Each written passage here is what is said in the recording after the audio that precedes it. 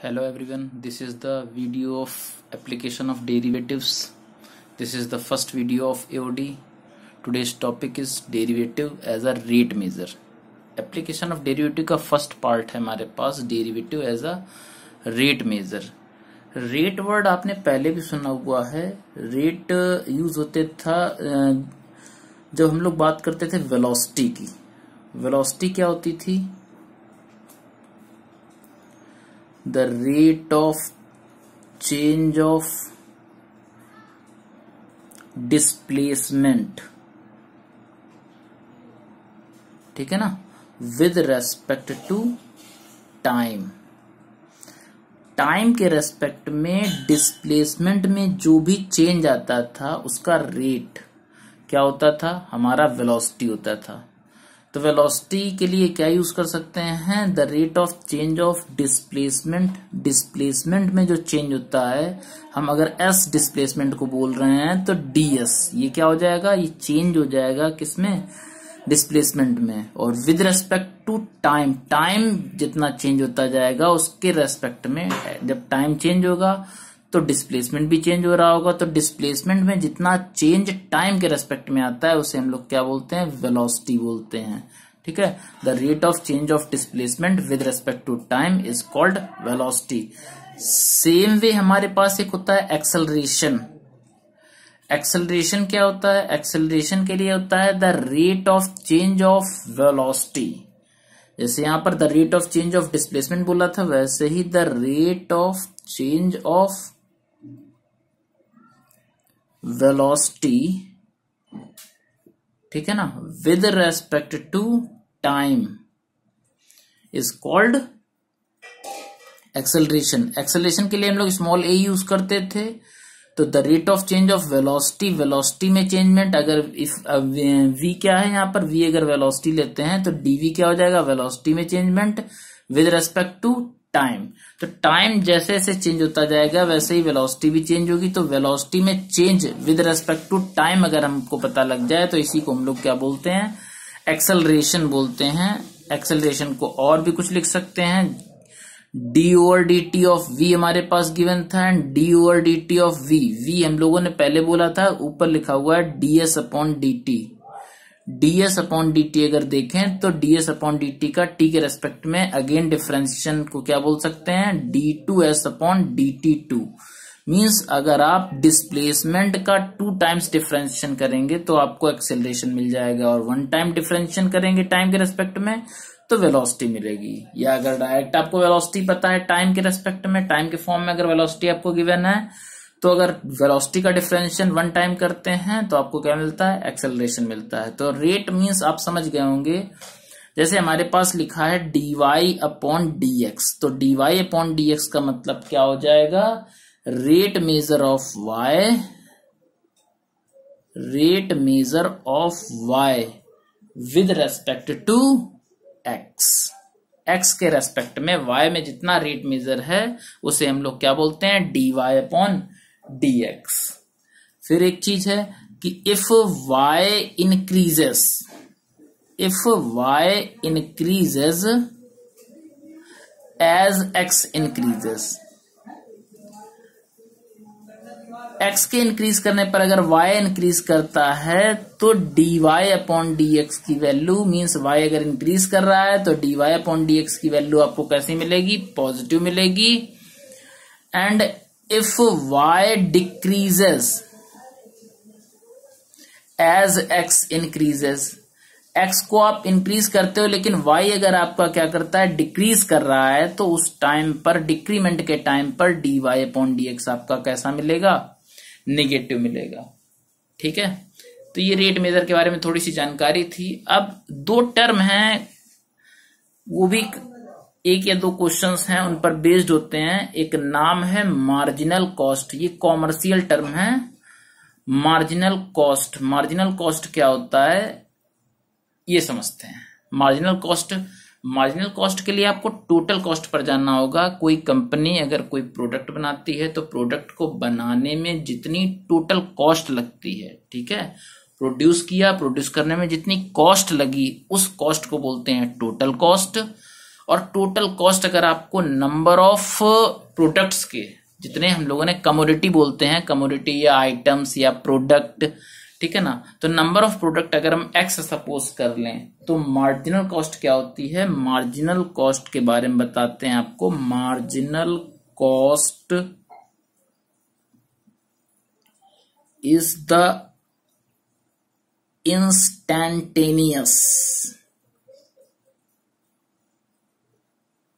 instantaneous rate of change of total cost, ठीक है, with respect to the number of items, with respect to the number of items produced at an instant, produced at an instant, किसी time पर जितने भी number of products के बारे में बात कर रहे हैं, जितने प्रोड्यूस्ड हुए हों, उसके रेस्पेक्ट में अगर आप टोटल कॉस्ट का रेट निकालते हैं, रेट मेजर निकालते हैं, मार्जिनल कॉस्ट क्या होती है, rate of change of total cost with respect to the number of items produced at an number of items produced at an instant. अगर हम टी को अगर सपोज कर लें टी ऑफ एक्स में क्या है, एक्स आपका नंबर ऑफ प्रोडक्ट है, ठीक है, नंबर ऑफ आइटम्स है, ये टी ऑफ एक्स क्या है, अगर ये टोटल कॉस्ट है, ठीक है ना, इफ टी क्या है हमारे पास टोटल कॉस्ट है, तो टोटल कॉस्ट का नंबर ऑफ प्रोडक्ट के, नंबर ऑफ प्रोडक्ट क्या है, एक्स क्या है, नंबर ऑफ प्रोडक्ट्स है, तो टोटल कॉस्ट का अगर हम नंबर ऑफ प्रोडक्ट के रेस्पेक्ट में रेट निकाल लें, रेट मेजर निकाल लें, तो इसे ही हम लोग क्या बोलेंगे, मार्जिनल कॉस्ट। तो सिंपल सा क्वेश्चन होगा, आपको टोटल कॉस्ट दिया होगा, टोटल कॉस्ट आपकी नंबर ऑफ प्रोडक्ट के फॉर्म में कोई फंक्शन दिया होगा, मींस टी की वैल्यू कोई एक्स के फॉर्म में आपको फंक्शन दिया होगा, उसका एक्स के रेस्पेक्ट में एक बार डिफरेंशिएशन कीजिएगा, आपको मार्जिनल कॉस्ट मिल जाएगा, ठीक है ना। सेम वे जैसे आपके पास मार्जिनल कॉस्ट है, सेम वे एक मार्जिनल रिवेन्यू आपसे पूछा जाता है। एक क्वेश्चन आपको गिवन होगा मार्जिनल रिवेन्यू। अब मार्जिनल रिवेन्यू क्या होता है, रिवेन्यू मीन्स क्या होता है, रिवेन्यू मीन्स आपने पहले कंपनी में प्रोडक्ट प्रोड्यूस्ड किया, प्रोड्यूस्ड करने के बाद अब उसको क्या करना है, सेल करना है। जैसे ही प्रोडक्ट आप सेल करोगे तो सेल करने पर जो कॉस्ट आपको मिलेगी, सेल करने पर जो भी आपको कॉस्ट मिलेगी, देखिए बनाने की कॉस्ट अलग होती है, मैन्युफैक्चर करने की कॉस्ट अलग होती है, और इसके बाद सेल करने की कॉस्ट अलग होती है, क्योंकि आप उसमें प्रॉफिट ऐड करके ही सेल करते हो अपना, ठीक है ना। तो जितनी भी सेल आपको हुई, प्रोडक्ट सेल करने के बाद जितना भी आपके पास रिवेन्यू आया, जितना भी आपके पास टोटल कॉस्ट आई, जितना भी सेल आई आपके पास, उसी सेल को बोलते हैं रिवेन्यू। अब मार्जिनल रिवेन्यू क्या होता है ये समझते हैं। Marginal revenue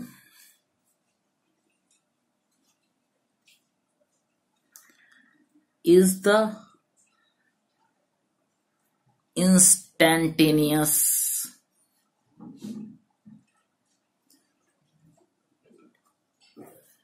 rate of change, instantaneous rate of change of, पिछली बार क्या पूछा गया था, मार्जिनल कॉस्ट पूछी गई थी, तो टोटल कॉस्ट का रेट निकाला था हम लोगों ने। इस बार मार्जिनल रिवेन्यू पूछा जा रहा है, तो total revenue means total sale हमारी जितनी हुई, सेल होने के बाद जितना रुपए मेरे पास आया उसका, उसे टोटल रिवेन्यू बोलते हैं। तो the marginal revenue is the instantaneous rate of change of total revenue, total revenue, ठीक है। टोटल रिवेन्यू मींस टोटल रुपया जितना उसके पास आया, तो total revenue with respect to the number of items, with respect to the number of items या product, ठीक है, प्रोड्यूस्ड, ठीक है ना। सेल्स, इसके लिए बात करते हैं, सेल के लिए sold at an instant with respect to the number of items क्या करना, पिछली बार क्या था, मार्जिनल कॉस्ट थी, मार्जिनल कॉस्ट में जितने भी हम लोगों ने आइटम्स प्रोड्यूस किए थे उसके रेस्पेक्ट में इस बार मार्जिनल रेवेन्यू पूछा जा रहा है। तो जितना भी हमारे पास टोटल रेवेन्यू है उसका रेट निकालेंगे with respect to the number of items sold. पिछली बार क्या था, जितना प्रोड्यूस किया था, इस बार जितना सेल किया हम लोगों ने। तो items sold at an instant, किसी टाइम पर जितना आइटम्स आपने सेल कर लिया है उसके रेस्पेक्ट में टोटल रेवेन्यू का जो हमारे पास रेट आएगा उसे बोलेंगे मार्जिनल रेवेन्यू। तो मार्जिनल रेवेन्यू के लिए क्या है, अब टोटल रेवेन्यू, अगर रेवेन्यू की बात कर लें तो रेवेन्यू के लिए अगर हम आर ले लें, आर हमारा कोई फंक्शन है, आर ऑफ एक्स, ठीक है, ये क्या है, टोटल रेवेन्यू, और जहां पर x क्या है, number of items, number of products sold at an instant, किसी टाइम पर जितने नंबर ऑफ प्रोडक्ट आपने सेल किए हैं, ठीक है। तो आर का मीन्स टोटल रेवेन्यू का जो भी रेट मेजर आएगा x के रेस्पेक्ट में, इसे ही हम लोग बोलेंगे मार्जिनल रेवेन्यू, ठीक है।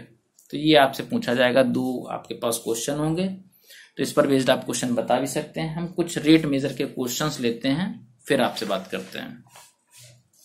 तो हमारे पास फर्स्ट क्वेश्चन आया है, फर्स्ट क्वेश्चन है find the rate of change of the area of a circle with respect to its radius when the radius is 6 centimetre. अब find the rate of change of area of a circle. अब एक circle के area के बारे में बात कर रहा है, सर्किल का, हमने सर्किल की रेडियस r सपोज कर ली है, सर्किल का एरिया आपको निकालना है, rate of change of area. अब सर्किल का रेट ऑफ चेंज क्या हो सकता है, चेंज आपका डिक्रीज भी कर सकता है, इंक्रीज भी कर सकता है। किसी टाइम पर क्या होगा, अब अगर चेंज हो रहा है तो चेंज होने के बाद जब रेडियस आपकी 6 सेंटीमीटर होगी तो उस टाइम पर आपसे पूछा जा रहा है कि क्या रेट होगा चेंज होने का एरिया का, ठीक है। तो कुछ नहीं करना है हम लोगों को, एरिया, सर्किल का एरिया क्या होता है, सर्किल का एरिया होता है पाई आर स्क्वायर। अब किसके रेस्पेक्ट में पूछा गया है, with respect to its radius, means rate पूछा गया है, आर के रेस्पेक्ट में डिफरेंशिएशन कर दीजिए, पाई आपका कांस्टेंट है, आर स्क्वायर का differentiation 2r, dA upon dr कब पूछा गया है, when r is equal to 6, तो 2 पाई इंटू 6 मीन्स 12 पाई। अब यूनिट कैसे लिखेंगे, एरिया की यूनिट होती है, एरिया आपका सेंटीमीटर में यूनिट हमारी दी गई है, तो एरिया का यूनिट होता है सेंटीमीटर स्क्वायर पर, और r का क्या होता है, r रेडियस है, रेडियस का होता है सेंटीमीटर। इससे इसको कैंसिल मत कीजिएगा क्योंकि हमको एरिया बताना है पर सेंटीमीटर। रेडियस जब आपकी 1 सेंटीमीटर चेंज होती है तो उस टाइम पर एरिया कितना, 12 पाई सेंटीमीटर स्क्वायर चेंज हो रहा है, व्हेन आर आपकी कितनी है, 6 सेंटीमीटर। तो आपकी यूनिट सेंटीमीटर स्क्वायर पर सेंटीमीटर होगी, इसे कैंसिल मत कीजिएगा, ठीक है। ये आपका आंसर है। सेम वे आपके पास सेकंड एक क्वेश्चन रखा हुआ है। सेकंड क्वेश्चन क्या है, if an edge of a variable cube, variable cube means उसकी साइड क्या हो रही होगी, इंक्रीज या डिक्रीज कर रही होगी, मीन्स चेंज हो रही होगी, तो वो क्यूब क्या हो रहा होगा, बढ़ या घट रहा होगा। तो if an edge of a variable cube of a variable cube is increasing at the rate of 3 centimetre per second. अच्छा, एज जो है, अब क्यूब अगर हम सपोज करें तो क्यूब ऐसा ही कुछ बनता है, ठीक है, ऐसे करके हम लोग क्यूब बना लेते हैं। क्यूब की साइड अगर हम एक्स सपोज कर रहे हैं तो साइड किस रेट से बढ़ रही है वो दिया गया है 3 सेंटीमीटर पर सेकेंड। तो टाइम के रेस्पेक्ट में बात की गई है, तो आपकी अगर साइड एक्स है, ठीक है, तो ये किस रेट से चेंज हो रहा है, रेट ऑफ चेंज ऑफ इतना, ये side with respect to time हमको दिया गया है 3 सेंटीमीटर पर सेकंड का मतलब साइड सेंटीमीटर में है और टाइम कितना है, सेकंड में है। तो dx अपॉन dt हमारे पास कितना है, 3 सेंटीमीटर पर सेकंड, ये हमारे पास गिवन है। At what rate is its volume increasing when its edge is 10 centimetre. अब इंक्रीज करते हुए जब साइड इसकी हो जाएगी 10 सेंटीमीटर तब उसके बताना है, वॉल्यूम का रेट बताना है, वॉल्यूम का इंक्रीमेंट बताना है, इंक्रीज हो रहा है, किस रेट से इंक्रीज हो रहा है। तो क्यूब के बारे में अगर बात करें तो क्यूब का वॉल्यूम क्या होता है, साइड क्यूब, ठीक है। तो dv अपॉन dt कितना हो जाएगा, dv अपॉन dt के बारे में बात करें तो एक्स क्यूब का डिफरेंशिएशन क्या होता है 3x² एंड x का dx अपॉन dt, टाइम के रेस्पेक्ट में कर रहे थे डिफरेंशिएशन। तो कब बताना है, dv अपॉन dt बताना है when x is equal to 10, means 3x की प्लेस पर 10 square and dx upon dt कितना है 3, तो 3 3 जा 900। अब बात है यूनिट की, तो वॉल्यूम का यूनिट होता है सेंटीमीटर क्यूब एंड टाइम का कितना होता है सेकंड। ये आपका क्या हो जाएगा, आंसर हो जाएगा। ठीक है, अब बात करते हैं नेक्स्ट प्रॉब्लम के बारे में। नेक्स्ट प्रॉब्लम हमारे पास क्या है, नेक्स्ट प्रॉब्लम ये लिखी हुई है, a stone is dropped into a quite lake and waves move in circles.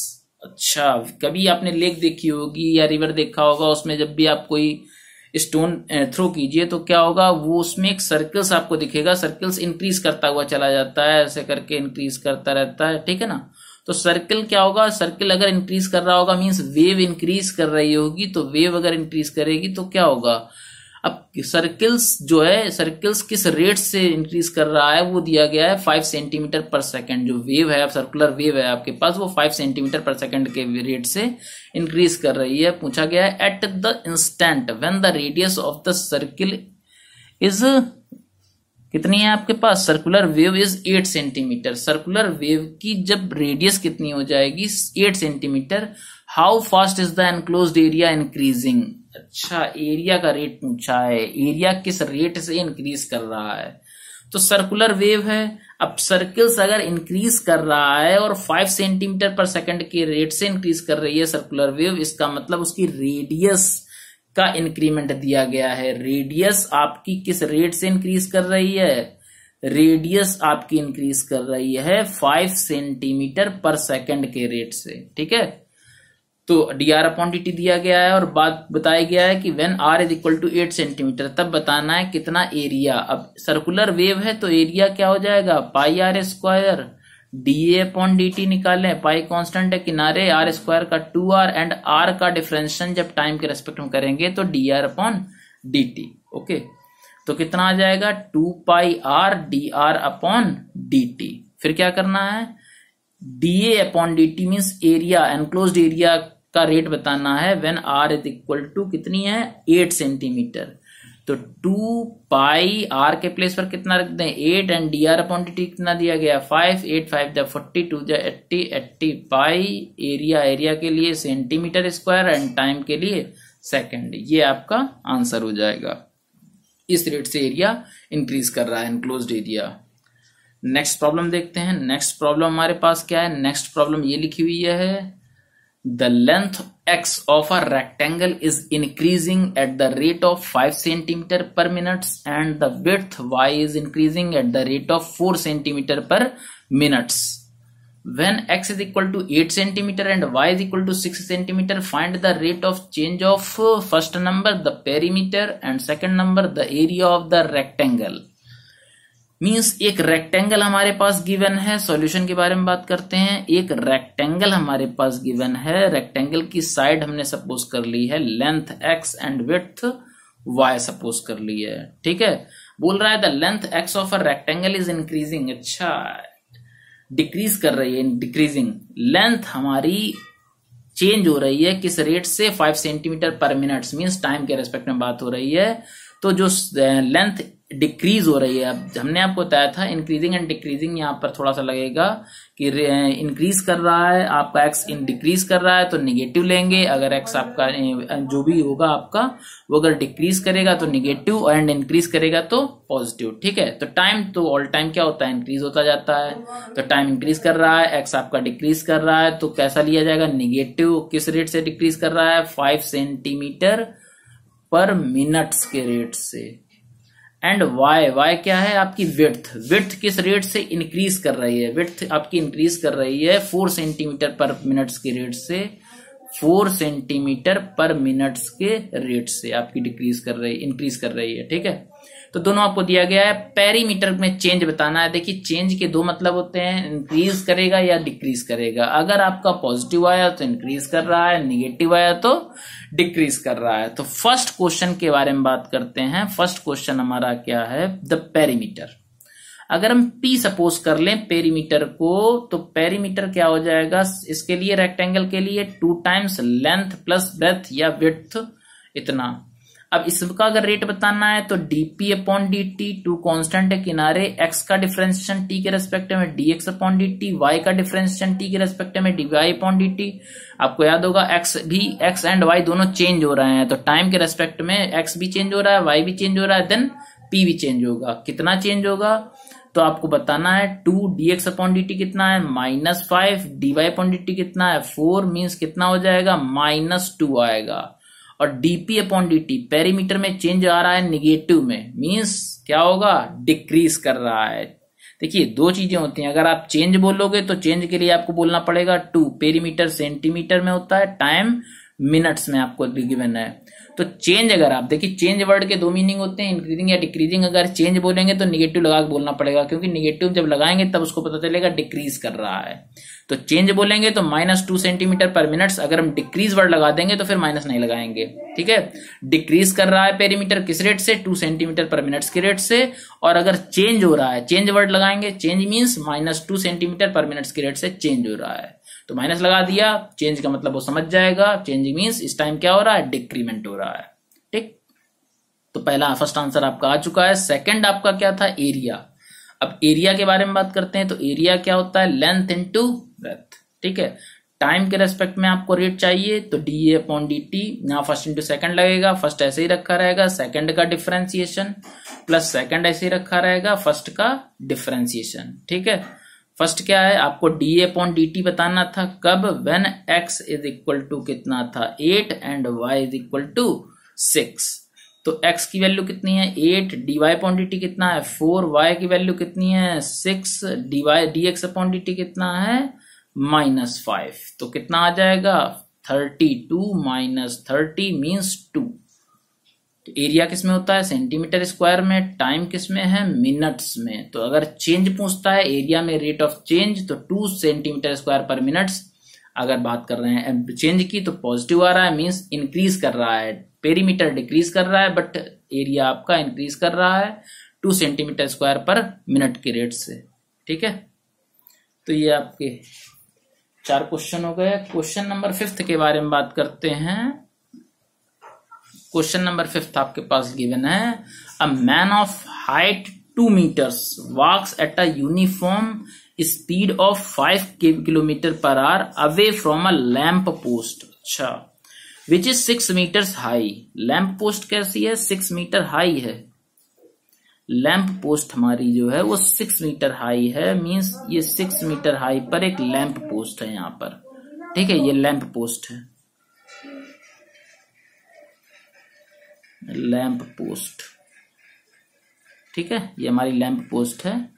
तो क्या बात करते हैं भाई, a man of height 2 meters walks at a uniform speed of 5 km/h away from a lamp post. Lamp post से दूर एक आदमी क्या हो रहा है, जा रहा है, और उसकी हाइट कितनी है 2 मीटर। 2 मीटर हाई एक पर्सन है, और 6 मीटर हाइट पर कौन है, लैंप पोस्ट है। इससे दूर एक आदमी जा रहा है। तो हमने एक इंस्टेंट टाइम पर सपोज कर लिया कि इसकी इस लैंप पोस्ट के बेस से डिस्टेंस जो होगी वो x सपोज कर ली है, ठीक है। अभी किस रेट से भाग रहा है, किस रेट से जा रहा है, तो अगर जाएगा तो क्या होगा, x आपका इंक्रीज करेगा, जैसे ये दूर होता जाएगा x की वैल्यू क्या होती जाएगी, इंक्रीज करती जाएगी। तो x में चेंजमेंट आ रहा है, आप इसी को स्पीड भी बोलते हो, जो डिस्प्लेसमेंट में चेंज होता है उसी को क्या बोलते हो, उसी को तो बोलते हो आप वेलोसिटी। तो वेलोसिटी आपको दी गई है 5 km/h, मीन्स x में चेंज दिया गया है। वेलोसिटी को ही हम लोग dx अपॉन dt बोलते हैं। तो dx अपॉन dt आपको गिवन है कितना, x में चेंज हो रहा है 5 km/h, ठीक है। अब क्या करें भाई, 5 km/h, ठीक है। dx अपॉन dt दिया गया है। अब कह रहा find the rate of change, find the rate at which the length of his shadow increases. अच्छा, अब अगर लैंप पोस्ट अगर ये हमारी बनी हुई है, लैंप पोस्ट अगर ये है, तो लैंप पोस्ट से लाइट पड़ेगी इस पर, ये बंदा जा रहा होगा, आपको पता होना चाहिए, ये तो साइंस वाली बात है थोड़ी सी। कि अगर लैंप पोस्ट यहां पर है, ये पर्सन है, ये जाएगा दूर, तो इसकी शैडो किधर बनेगी? अगर लैंप पोस्ट अगर इधर है तो इसकी शैडो अपोजिट साइड में बनेगी पर्सन के, और शैडो क्या होगी? लाइट ऐसे पड़ रही होगी, शैडो ये बनेगी जाकर के इसकी, ठीक है। ये क्या हो जाएगी? वाई आपकी शैडो की लेंथ हो जाएगी, लेंथ ऑफ शैडो, ठीक है। ये लेंथ ऑफ शैडो हो जाएगी आपकी। तो क्या हो रहा है? वो पूछ रहा है शैडो किस रेट से आपकी इंक्रीज कर रही है। अच्छा, दूर जाएंगे तो शैडो आपकी इंक्रीज भी करेगी, कोई बात नहीं।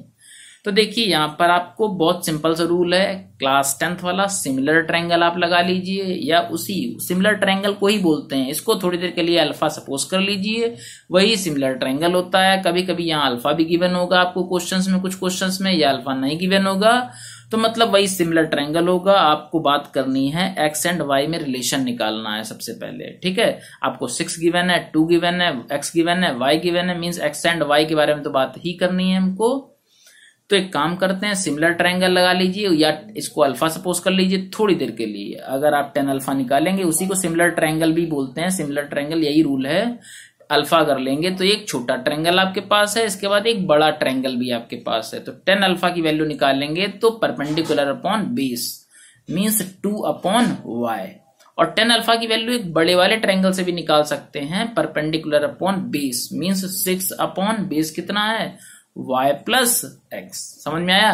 इसका कोई यूज नहीं है, यही सिमिलर ट्रायंगल होता है, हम लोग यूज करते थे, करस्पॉन्डिंग साइड्स का रेशियो इक्वल होता है। तो इसको आप छोड़ दीजिए, अगर कभी गिवन हो तो यूज भी कर सकते हैं, नहीं गिवन है तो कोई बात नहीं, इसको हटाइए, आप इन दोनों को इक्वल लेकर चलिए। तो 2 से 6 कट करेंगे, 1 upon y is equal to 3 upon y plus x, both side करेंगे, 3y is equal to y plus x, y इधर ले आएंगे, 2y is equal to x means y is equal to half x, ठीक है। Means अगर y में rate of change चाहिए तो हाफ क्या हो जाएगा? dx upon dt। जितना x में चेंज था उसका हाफ कर देंगे तो y में चेंज आएगा। मीन्स x जिस रेट से इंक्रीज हो रहा है, x जिस रेट से, x क्या होगा? x मीन्स है पर्सन लैंप पोस्ट से जितनी रेट से दूर जा रहा होगा उसके हाफ रेट से उसकी शैडो क्या कर रही होगी? इंक्रीज कर रही होगी। तो हमको क्या पता है? dx अपॉन dt कितना है? 5 किलोमीटर पर आवर। तो dy अपॉन dt कितना हो जाएगा? Half into 5 means 5/2 kilometre per hour means 2.5 kilometre per hour के रेट से हमारी शैडो इंक्रीज कर रही होगी, ठीक है। ये इंपॉर्टेंट क्वेश्चन है एग्जाम के लिए, ठीक। अब क्या करते हैं, ये 5th नंबर क्वेश्चन था, 6th नंबर क्वेश्चन देखते हैं, थोड़ा सा डिफिकल्टी लेवल बढ़ाते हैं, ठीक है। कुछ है नहीं, बस हल्का सा समझना है यही। अगर थोड़े थोड़े छोटे छोटे कॉन्सेप्ट अगर हमारे क्लियर हैं तो क्वेश्चन हमारा बहुत इजीली हो जाता है। रेट ऑफ चेंज कोई बहुत ज्यादा कठिन चैप्टर नहीं है, ठीक है ना। तो एक क्वेश्चन देखते हैं, water is leaking from a conical funnel eight the rate of 5 centimetre per second. अच्छा, वाटर लीक कर रहा है। If the radius of the base of the funnel is 10 centimetre and it's height is 20 centimetre, find the rate at which the water level is dropping from it when it is 5 centimetre from the top। अच्छा, water leak कर रहा है, conical funnel है, तो हमने conical funnel आपके लिए बनाते हैं। कोनिकल फनल बना हुआ है ये हमारे पास। अब कोनिकल फनल में क्या होगा? वाटर फिल होगा। वाटर फिल होने के बाद क्या कर रहा है? वाटर यहां से क्या कर रहा है? लीक कर रहा है। लीक करने में क्या होगा? वाटर ये फिल्ड है आपका वाटर, ठीक है। अब ये लीक कर रहा है तो क्या होगा? ये आपका वाटर लेवल क्या होगा? कम होता जाएगा। तो कोनिकल फनल के बारे में देखते हैं, कोई इन्फॉर्मेशन तो नहीं है। Water is leaking from a conical funnel of eight the rate of 5 centimetre cube पर सेकंड, मतलब इतना इतना पानी निकल रहा है। Centimetre cube means volume, water का वॉल्यूम। पर सेकंड कितना निकल रहा है? 5 सेंटीमीटर क्यूब इन लीक कर रहा है। If the radius of the base of the funnel, अच्छा फनल का रेडियस कितनी दी गई है? फनल की रेडियस दी गई है आपको 10 सेंटीमीटर। ये हमारी 10 सेंटीमीटर है radius. And it's height is 20 centimetre. Oh, height कितनी है इसकी? 20 सेंटीमीटर। ये हाइट गिवन है। चलो भाई, दो चीजें पता लग गई। अब किसके बारे में बात करते हैं? उसने कहा वाटर लेवल जब कितना हो, find the rate at which the water level is dropping, water level गिर रहा है, when it is 5 centimetre from the top. Top से जिस टाइम ये टॉप से वाटर लेवल कितना हो, 5 सेंटीमीटर, अच्छा ऊपर से, ओके।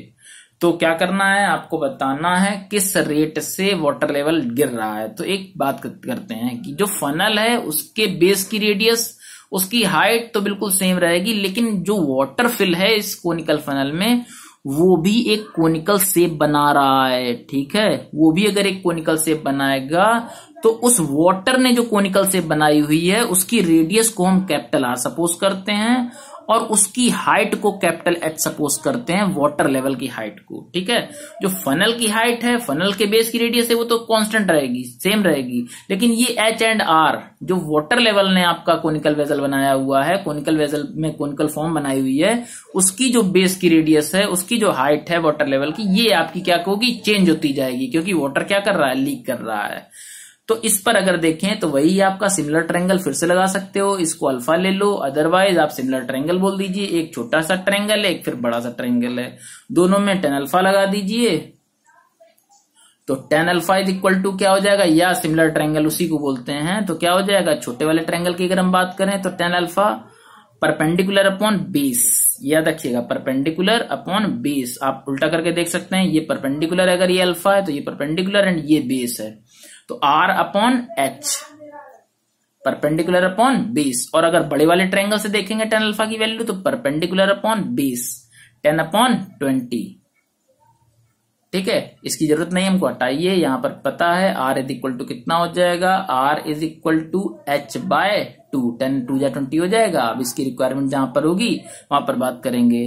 तो बोल रहा है H किस रेट से क्या कर रहा है, डिक्रीज कर रहा है, when H is equal to, when जब ये कितनी डिस्टेंस पर हो, टॉप से वाटर लेवल 5 डिस्टेंस पर हो, 5 सेंटीमीटर के डिस्टेंस पर हो। तो करना क्या है हमको, हमें बात करनी है, दिया क्या गया था, वाटर लेवल जो डिक्रीज कर रहा था वो हमको दिया गया था। तो कोनिकल फॉर्म में वाटर लेवल है, इसके वॉल्यूम के बारे में बात करें, अगर वाटर लेवल का वॉल्यूम, ये वी वॉल्यूम फनल का नहीं ले रहे हैं, वी क्या है, वाटर, वाटर ने जो कोनिकल फॉर्म बनाई हुई है, कोनिकल फॉर्म में जो वाटर है उसका ये वॉल्यूम है। तो उसका वॉल्यूम क्या हो जाएगा, 1/3 पाई आर स्क्वायर एच, ठीक है।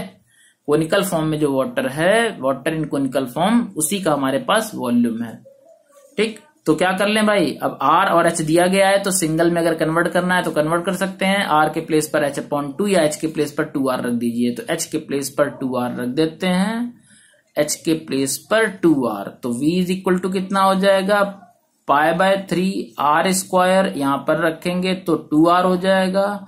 तो V की वैल्यू 2 पाई/3 R क्यूब, ठीक है।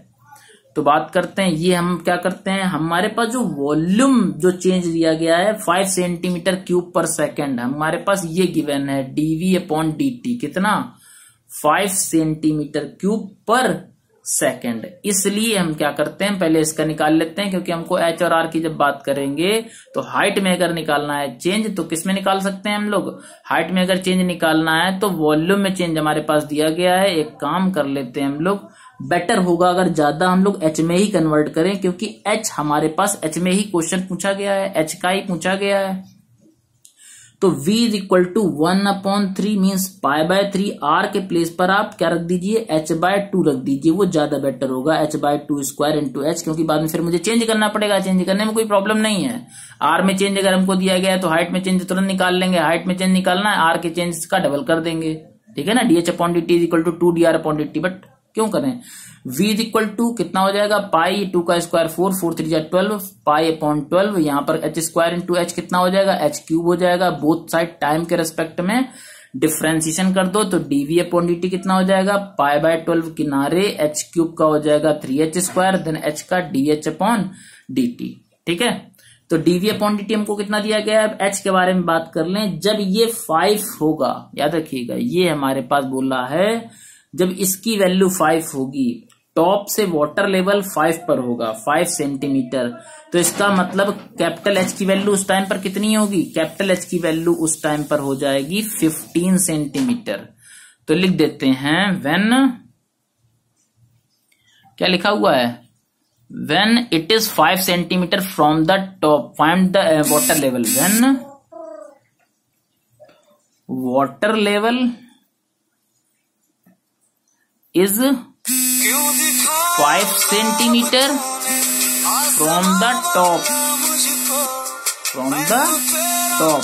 इसका मतलब एच की वैल्यू कितनी हो जाएगी इस टाइम पर, टोटल कितनी थी 15, 15 माइनस 5, ठीक है 15 माइनस 5 कितना हो जाएगा, एक टोटल कितनी थी 20 थी, 20 माइनस 5 कितना हो जाएगा 15। तो क्या कर ले भाई हम लोग, एच के प्लेस पर कितना रख लेते हैं 50 रख देते हैं। When water level is 5 centimetre from the top means H की वैल्यू कितनी हो जाएगी 20 माइनस 5, ठीक है ना। 20 माइनस 5 मीन्स क्या कर लेंगे भाई हम लोग, 20 माइनस 5 मीन्स 15, एच की वैल्यू उस टाइम पर कितनी होगी 15, 15 रख लेते हैं। तो डीवी अपॉन डी टी कितना हमको दिया गया था 5 pi by 12 into 3 and H की वैल्यू उस टाइम पर कितनी है 15, 15 square into D H upon D T. ये हमसे D H upon D T ही पूछा जा रहा है, तो इसके अलावा जितना बचा हुआ मैटर है राइट साइड में भेज देंगे। कितना हो जाएगा भाई 3 4 जा पहले ही यही सॉल्व कर लेते हैं, 4 उधर जाएगा 5 इंटू 4 अपॉन यहाँ कितना आ जाएगा डिनोमिनेटर में 15 इंटू 15 और ये क्या आ जाएगा पाई भी नीचे ही आ जाएगा, ये D H upon D T, ठीक है। तो क्या कर लेते हैं भाई सॉल्व कर लेते हैं, 5 3 जा 15 तो कितना हो जाएगा 45 means D H upon D T आपका आ जाएगा 4 अपॉन 45 पाए। एच क्या था मेरे पास, एच आप चाहें तो उसको सॉल्व भी कर सकते हैं, ठीक है, पाई की वैल्यू रख करके या ऐसे ही डेसिमल निकाल के। तो एच क्या था मेरा, हाइट, हाइट के लिए कितना लिखा हुआ सेंटीमीटर मीन्स सेंटीमीटर और टाइम के लिए सेकंड। तो हाइट इस रेट से क्या कर रही है आपकी डिक्रीज कर रही है, हाइट किसकी वाटर लेवल की, ओके। तो आप देख सकते हैं एंड एक लास्ट क्वेश्चन आपको लेकर चलते हैं। लास्ट क्वेश्चन हमारे पास जो कि हम लोगों ने शुरुआत में डिस्कस किया था, marginal cost and total cost या मार्जिनल रिवेन्यू टोटल रिवेन्यू। तो हम एक क्वेश्चन लेकर चलते हैं, आपको समझाने की कोशिश करते हैं कि बहुत इजी क्वेश्चन है, कोई भी कठिन क्वेश्चन नहीं है। आप ये वर्ड देख करके, क्योंकि ये कॉमर्शियल टर्म है, the total revenue in rupees, the total revenue in rupees received from the sale, ठीक है, received from the sale of x units of a product is given by r of x is equal to 3x square plus 36x plus 5। x क्या है, units of product जितनी क्या की गई है cell की गई है। तो सेल की गई अगर यूनिट्स हमारे पास x है, r क्या है टोटल रिवेन्यू है, मार्जिनल रिवेन्यू निकालना है, find the marginal revenue when x is equal to 5। तो x इज इक्वल टू जब 5 होगी तब आपको मार्जिनल रिवेन्यू निकालना है। तो टोटल रिवेन्यू हमारे पास दिया गया है 3x square plus 36x plus 5। तो इसका क्या कर दें, डिफरेंशिएशन कर दें x के रेस्पेक्ट में, 3 2 जा 6x plus 36 dr upon dx पूछा गया है, when x is equal to कितना दिया गया है 5। तो कितना हो जाएगा 6 इंटू 5 प्लस 36 यानी कितना हो गया 30 प्लस 36 66। ये हमारे पास क्या आ जाएगा, ये 66 जो आ रहा है वो मार्जिनल रिवेन्यू है, ठीक है। ये आपका आंसर है, देख लीजिए कोई क्वेश्चन कठिन नहीं है। ओके, आज के लिए इतना ही, थैंक यू।